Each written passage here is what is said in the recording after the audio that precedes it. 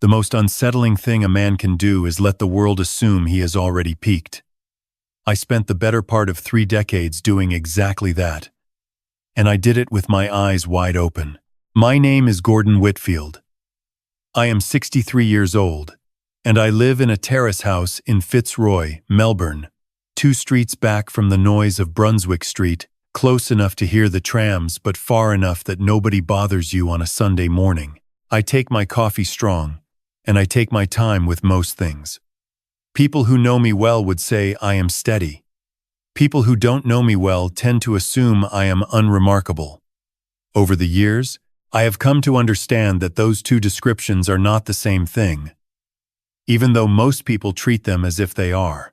This story starts on a Thursday afternoon in March 2022, when my wife of 4 years placed a document on the kitchen table next to my reading glasses and said, without looking up from her laptop, that she needed me to sign something before the end of the week.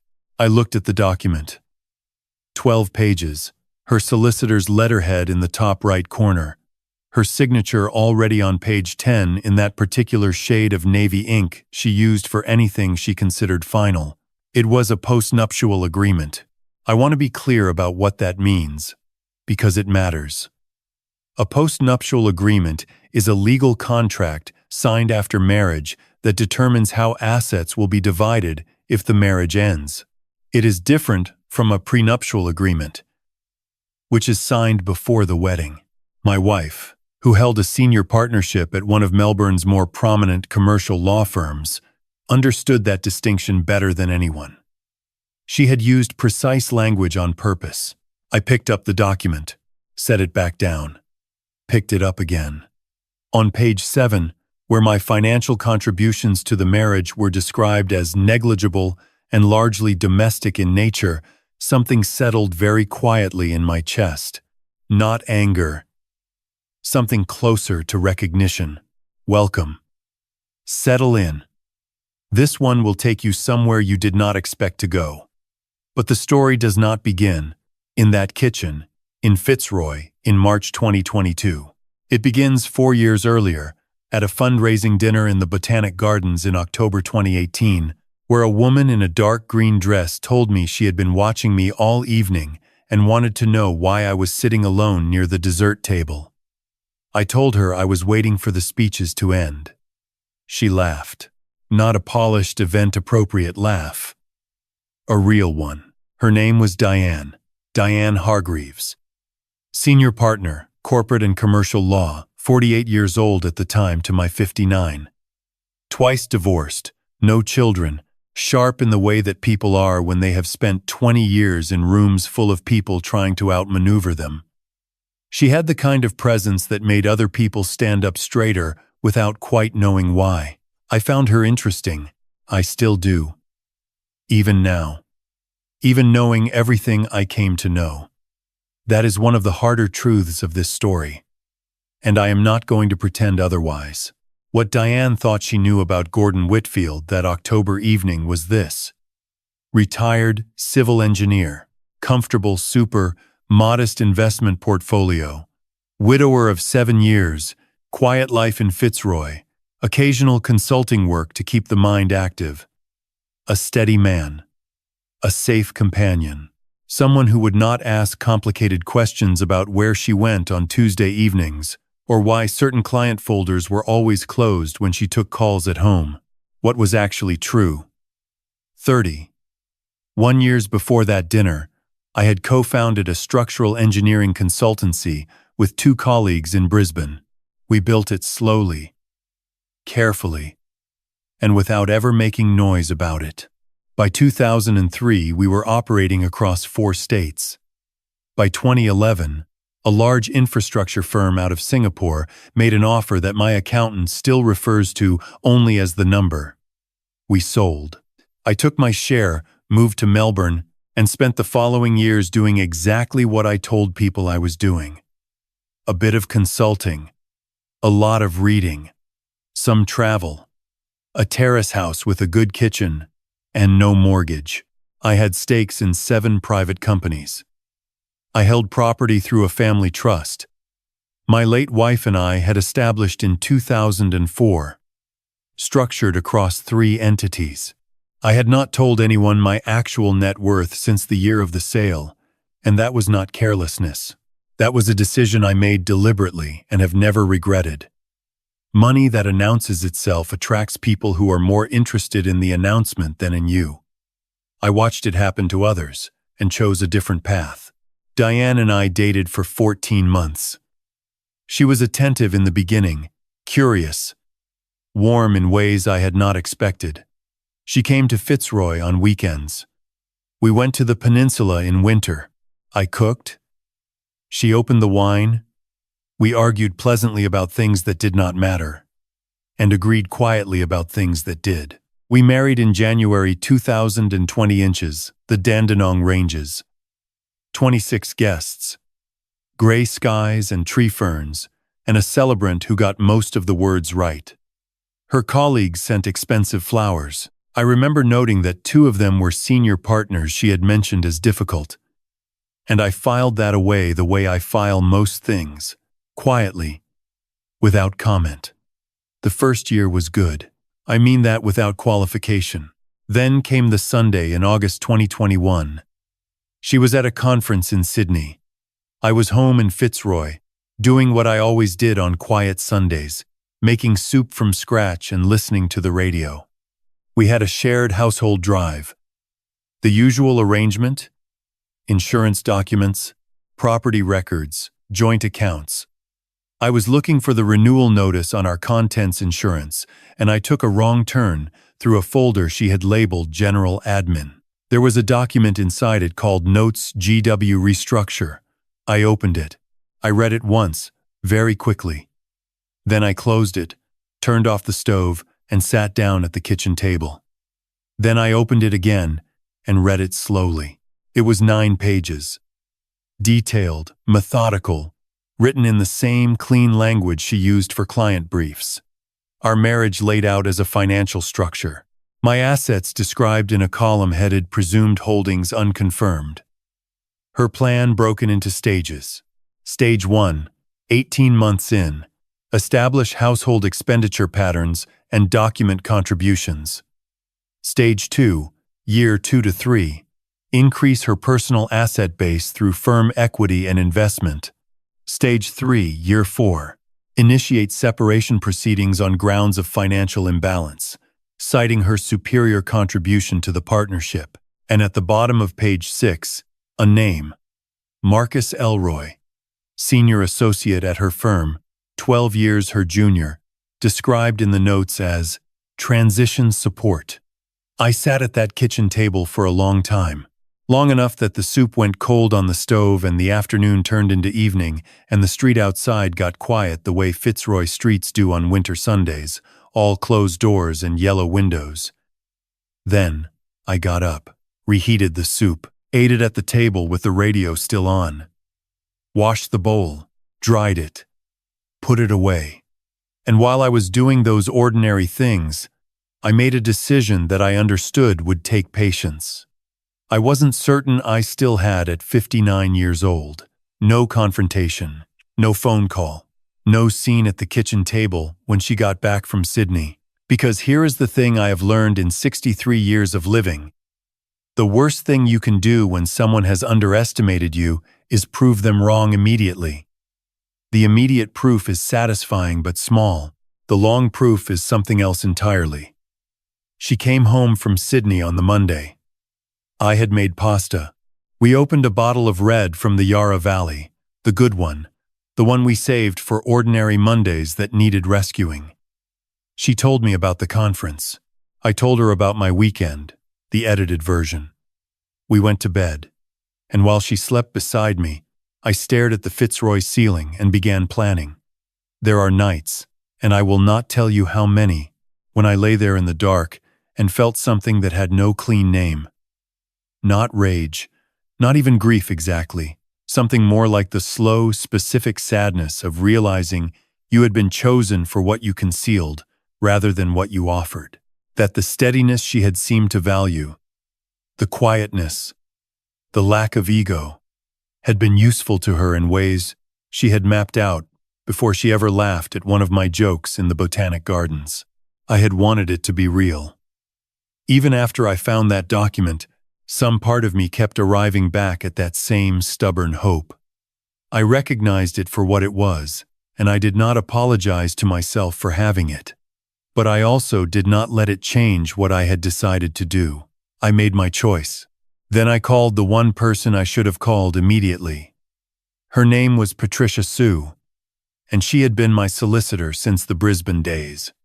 Patricia is 71 now, small and precise, with the manner of someone who has heard every possible version of human foolishness and retains the capacity to be faintly amused by new variations. She picked up on the third ring. "I need you to come to Melbourne," I said. "How urgent?" she asked. "I need you to come soon," I said. "And I need you to bring whoever you trust in family law." She was quiet for a moment. "That bad?" I looked out the kitchen window at the Fitzroy back street. The terrace houses opposite. Somebody's cat on a fence post. The ordinary gray Melbourne morning doing what it always does. "No," I said. "It is about to get interesting." Patricia came the following Thursday. We met in a serviced office in the CBD, third floor, anonymous building. Paid for through a management entity she had set up for me years ago. Diane thought my office was the kitchen table at home. That was intentional. Patricia brought a family law colleague, a quiet man named Desmond Okafor, 44 years old, with the unhurried manner of someone who has learned that haste rarely improves outcomes in litigation. I told them everything. The dinner in the Botanic Gardens, the 14 months, the wedding in the Dandenong Ranges, August 2021, and the document inside General Admin. Marcus Elroy's name on page 6. The 9-page restructure. The stages. Patricia did not interrupt. Desmond took notes in small, neat handwriting and did not look up. When I finished, Patricia put down her coffee cup, looked at me directly and said, "She documented it." 9 pages, I said. "That is either very arrogant or very careless." "Both," I said, "which is precisely what we are going to use." Desmond looked up from his notes. "What outcome are you looking for?" I slid a single sheet of paper across the desk. Patricia read it first. Her expression did not change, which, with Patricia, means something is either very ordinary or very significant. She passed it to Desmond. He read it. He set down his pen. "You have been sitting on this since August," he said. "That is 7 months." "I needed to understand the full picture first," I said. "This will take time to build properly." She gave me her timeline herself, I said. "We have runway." Patricia picked up the sheet of paper again. Then she did something I had not seen her do in 30 years of working together. She smiled. "All right," she said quietly. "Let's be methodical." We got to work the following week. The first step was a new family trust variation, restructured through Desmond's recommendation to a specialist in Melbourne. Clean, functional, with a name so deliberately unremarkable it would make a conveyancer yawn. We called it Ferndale Holdings. Through Ferndale, over the next several months, I made 2 moves that would matter.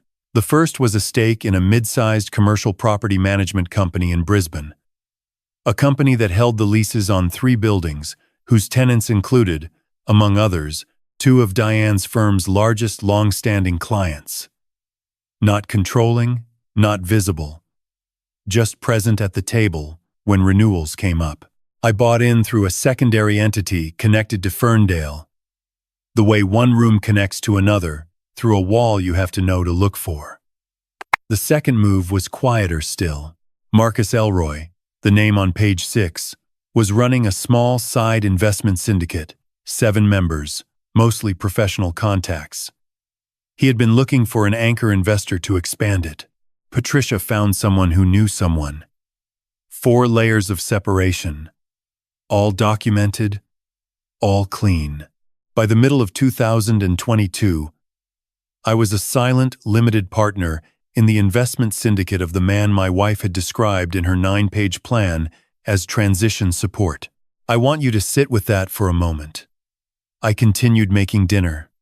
I continued opening the good wine on ordinary Mondays. I walked the Mary Creek Trail with her on Saturday mornings the way we always had.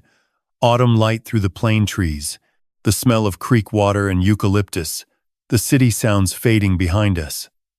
I asked about her cases with what I made sure was genuine-looking interest. I remembered the names of her difficult colleagues. I sent flowers to her mother's birthday without being reminded, because the moment anything shifted, the moment she sensed even a degree of change in temperature, everything I was building would have become visible before it was ready. And Diane, for all her flaws, could read a room the way experienced lawyers read a brief, fast, thorough, and looking for the weakness. So I gave her nothing to read. I want to be honest about something, because this story is not only about strategy. There was a Sunday in June 2022, rain on the Fitzroy roof. She had gone to bed early, and I was sitting in the kitchen with a glass of whiskey I had poured and wasn't drinking. I wasn't sad exactly. I was tired in a way that isn't physical. The tiredness of maintaining a performance for a person who is also maintaining one, both of you in the same house, both of you at the same table, both of you going through the motions of something that had been, at some point, real. I had been a widower for 7 years before I met Diane. My first wife, Margaret, had died of a sudden stroke in 2015, 2 months after we celebrated 31 years together. The grief from that had been enormous and honest. The kind that you carry in a specific place in your chest and learn, slowly, to breathe around. What I felt sitting in the kitchen that Sunday in June was different. It was the particular grief of a thing that had been false from a certain point backward, which is harder to locate because you are never sure exactly where it started. I sat with it for about 15 minutes. Then I poured the whiskey down the sink, rinsed the glass, and the next morning, I drove to the CBD and kept building. By early 2023, Patricia called me on a Tuesday morning. No preamble. "Marcus Elroy," she said. I set down my coffee. He has been having conversations with 2 of the clients in the Brisbane buildings about expanding his property portfolio. He wants introductions. The building manager is open to facilitating. The building manager, I said, reports to Ferndale. Correct. Let the introductions proceed, I said, transparently on his side, invisible on ours. Patricia was quiet for a moment. You understand that eventually the circle closes. That is the point, I said. Then came March 2022. The postnuptial agreement on the kitchen table. 12 pages. Her signature already on page 10. I finished reading it the morning she left it. Made my second coffee. Looked out at the Fitzroy street. Then I called Patricia. Bull, I said, which is what I have called her since 1993, when she out-argued a mediator in Brisbane who had twice her experience and half her patience. She has never objected to it. She's filed it, I said. I know. Desmond saw it come through. Are you ready?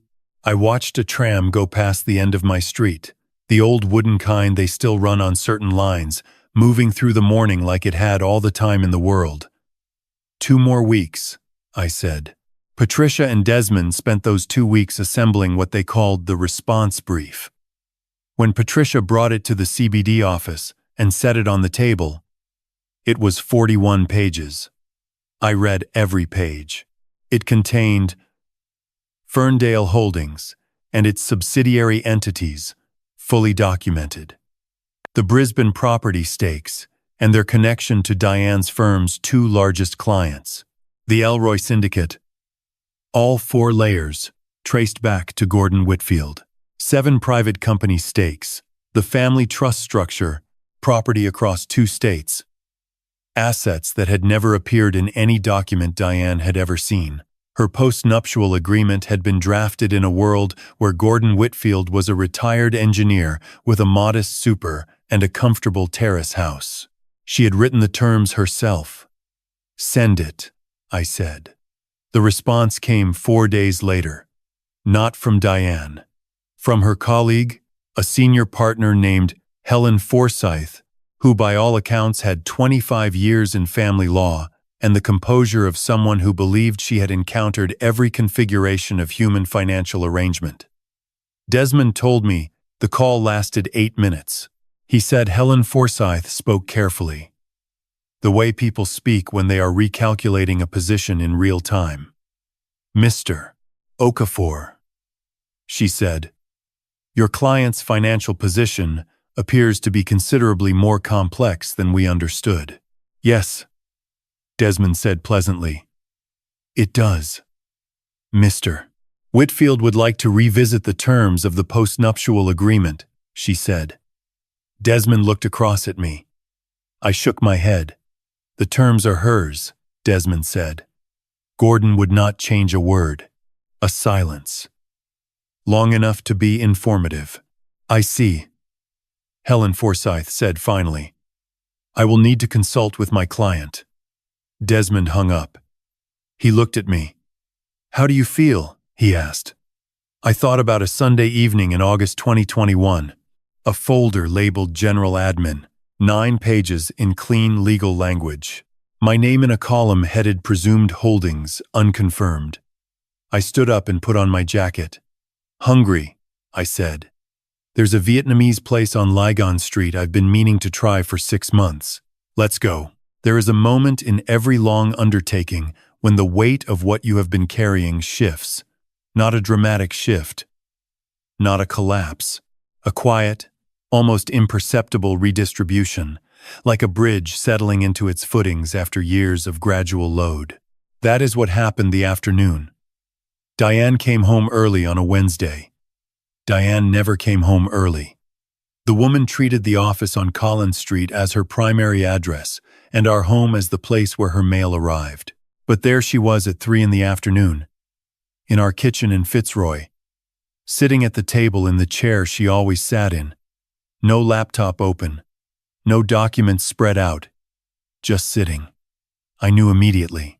I did not let my face know. "Hey," I said, putting my keys on the counter. "You're home early. Everything all right?" She looked at me for a long time. The way she had in the very beginning, at that dinner in the Botanic Gardens, like she was trying to solve something. "Helen called me," she said. I opened the refrigerator, took my time. "Everything okay?" I said. "Gordon." Her voice was level. She had the control of 20 years in courtrooms, but something around her eyes was different. "Ferndale Holdings," she said. I turned around and leaned against the bench. "What about it?" "You know what about it?" The kitchen was quiet. Outside. A Fitzroy afternoon doing its usual things. A magpie somewhere close. Someone's recycling bin being dragged along the footpath. The tram 2 streets over. That familiar low sound. "How long?" she said. I looked at her for a moment. "Since when?" "Since August 2021, I said. She closed her eyes.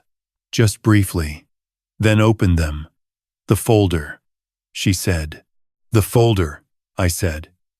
She was quiet. Longer this time. The kind of quiet that has weight. "You never said anything," she said finally. "Neither did you," I said. She stood up and walked to the window, the same window I looked out of on the morning she left, the postnuptial agreement on the table. She stood there with her back to me. I let her stand there. I had been patient for 19 months. Another minute was nothing. "How much?" she said, not turning around. "How much do you actually have?" It was not really a question. It was the sound of a very precise mind encountering a calculation it had built on incorrect assumptions. "More than your assessment suggested," I said. She turned around, and I saw something I was not prepared for. Not fury, Not the rapid, strategic recalibration I had expected from a person who had spent 2 decades being the sharpest mind in difficult rooms. Something underneath all of that. Something that looked, for just a moment, like the person she might have been before she learned to make everything a structure. "What do you want, Gordon?" she said. "What do you actually want out of this?" I stood there and held the real question behind her question. What did I want? I had wanted what most people want. A genuine partnership. Someone who asked how you were and meant it. Someone who knew the real shape of your life and chose to stay in it anyway. I had had that with Margaret for 31 years, and I had known, from the beginning, that it was exceptional. But I had thought, at 59, at a dinner in the Botanic Gardens, with a woman who laughed before I finished the joke, that perhaps there was room for something real again. But you cannot want back something that was designed rather than felt. You can grieve it. I had grieved it. Quietly. On too many Melbourne evenings to count. But you cannot undo the architecture of a thing and still live in it. Nothing beyond what you have already offered, I said. The postnuptial agreement stands. Your terms. Every word of it. She stared at me, waiting for the catch. Diane was very good at waiting for catches. Ferndale, she said. The Brisbane properties. Marcus's syndicate. All 4 layers, I said. She shook her head slowly. Not in anger. In something that looked almost like the beginning of respect, the reluctant kind. The kind you extend to an opponent you misjudged. You built all of that, she said, while living here, while walking the Mary Creek on Saturday mornings, while making pasta. You were planning stage 3, I said. I was planning what came after it. She was quiet for a long time. The afternoon light in Fitzroy does something particular in autumn, comes in low and gold through the terrace windows, makes everything look more significant than it probably is. It was doing that now. When she spoke, her voice was her courtroom voice again. Composed. Precise. But her eyes were still different from usual. I underestimated you, she said. I looked at her steadily. Yes, I said. You did. She nodded once. Picked up her bag from the table. Walked out of the kitchen without looking back. I heard the front door close with a sound that was very final and very quiet at the same time. I stood at the window and looked at the same street she had just looked at. A man walking a dog. The afternoon tram. A jacaranda at the end of the block. Late bloomer. Still holding its purple into April. It did not feel like winning. It felt like the ending of something that should have ended differently from the very beginning. But it also felt like something I had not felt in nearly 2 years. It felt like I could breathe normally again. I poured a glass of water, drank it at the sink. Then I called Patricia. She knows, I said. How did she take it? I thought about the window, the look in her eyes just before her face composed itself. Like herself, I said. Up until the very end. The formal proceedings began the following week. Patricia and Desmond sat across from Helen Forsyth in a conference room on the 22nd floor of a building on William Street, 4 blocks from the serviced office where I had first laid out 9 pages of someone else's plan for my own life. The postnuptial agreement Diane had drafted was, as far as it went, airtight. It protected everything she had declared. Her personal accounts, her firm equity, her declared property holdings, her superannuation. Not one word of it addressed Ferndale Holdings. Not one word addressed the Brisbane property stakes. Not one word about the Elroy Syndicate. Because she had written that agreement in a world where Gordon Whitfield was a retired civil engineer with a modest portfolio and a comfortable terrace house, she had protected herself from the man she believed she had married. She had no protection from the man she actually married. Helen Forsyth, to her credit, mounted a challenge. She argued that non-disclosure of assets represented bad faith, Desmond pointed out, with the particular pleasantness of someone holding a strong hand. that the postnuptial agreement had been drafted and submitted by Diane's own legal team, not Gordon's, and that it was structured to address assets as declared by each party. Gordon's assets had not been requested in any formal declaration process. They had simply not been listed. She drafted it, Desmond said, in her area of specialization, with 25 years of experience. If there were gaps, they were gaps she created. Helen Forsyth had no answer for that. Neither, ultimately, did Diane. The papers were signed in late June 2022. I moved out of the terrace in Fitzroy the following week, took what was mine, left everything that was hers, exactly where she had placed it. She would have noted the efficiency of it, under other circumstances. I took a flat in Carlton, ground floor, small garden, a lemon tree against the back fence that needed attention, and got it. First evening I sat on the back step with a glass of Yarra Valley Red and listened to the Carlton evening. The restaurant sounds 2 streets over. A neighbor's radio through the fence, a city doing its ordinary things without knowing or caring what had just concluded nearby. Not triumphant, not devastated.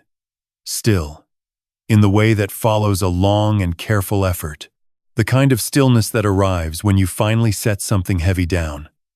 That summer, questions began circulating in the professional community about 2 of Diane's firm's largest client relationships. The Brisbane properties were now a matter of record through the dissolution filing. Ferndale Holdings' connection to the client leases had become visible. The clients, understandably, had questions about the nature of that connection and what it meant for their ongoing arrangements. Marcus Elroy quietly resigned his position at the firm in August. The stated reason was to focus on his private investment activities. The unstated reason was that his investment syndicate, anchored 4 layers deep by Gordon Whitfield, had become a conversation that led, under examination, to places that were professionally difficult to explain. I did not make a single call to cause that outcome. I did not need to.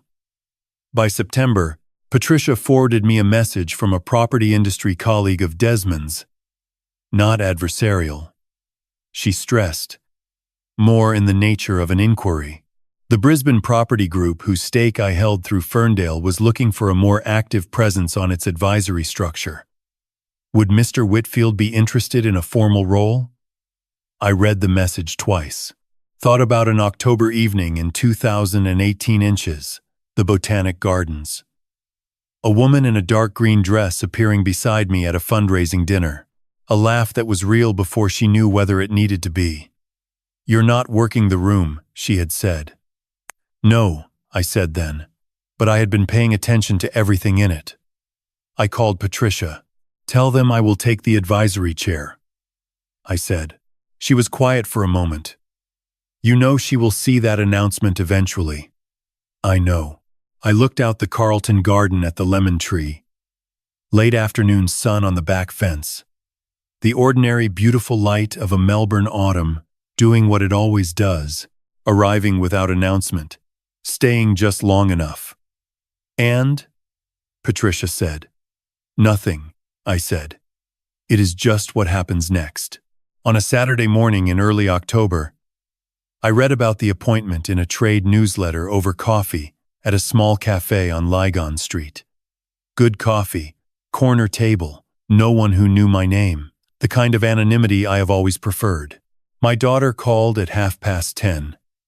She lives in Brisbane now with her family. My 2 grandchildren, the younger one starting school next year.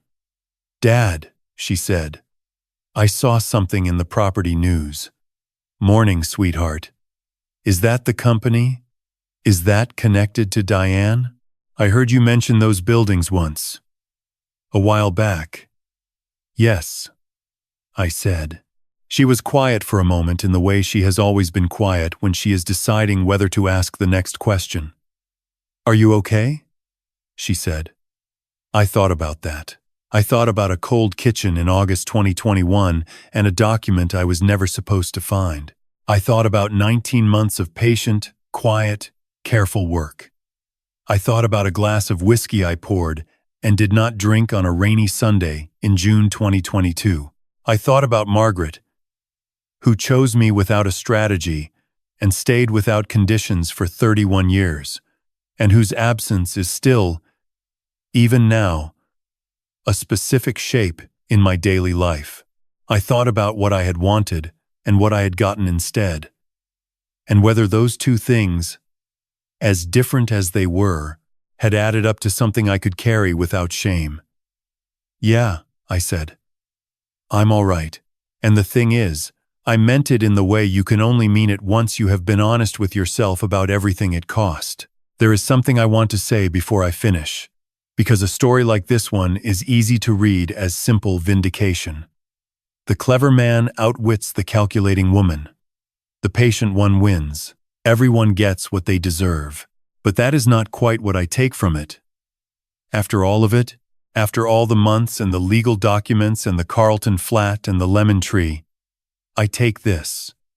The version of yourself you keep hidden for safety becomes the version of yourself you owe it to yourself to know, not to weaponize, not to protect at all costs, but to know clearly and without apology, so that the people who choose you are choosing something real. I was invisible because I had decided that was safer, and for a long time, it was. But safety and honesty are not the same thing, and a partnership, whatever form it takes, cannot be built on a version of yourself you have edited down to what you think is acceptable. The second thing I take from it is about patience. People confuse patience with passivity. They are not the same. Patience is choosing your moment. It is understanding that the right response to betrayal is not always the loudest one, not always the fastest one, but sometimes the one that is most true to who you actually are. I am not a man who flips tables. I am a man who reads documents carefully and builds things slowly. My response to what I found in that folder was entirely consistent with who I have always been. That, in the end, is what I am most settled about.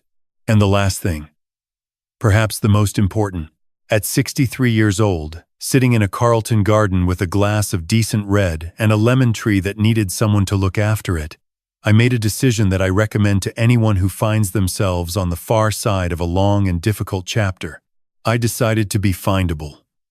Not loud, not performing, not marketing myself to anyone, but findable, present, honest about what I have and what I have built and who I actually am to anyone who takes the time to look properly.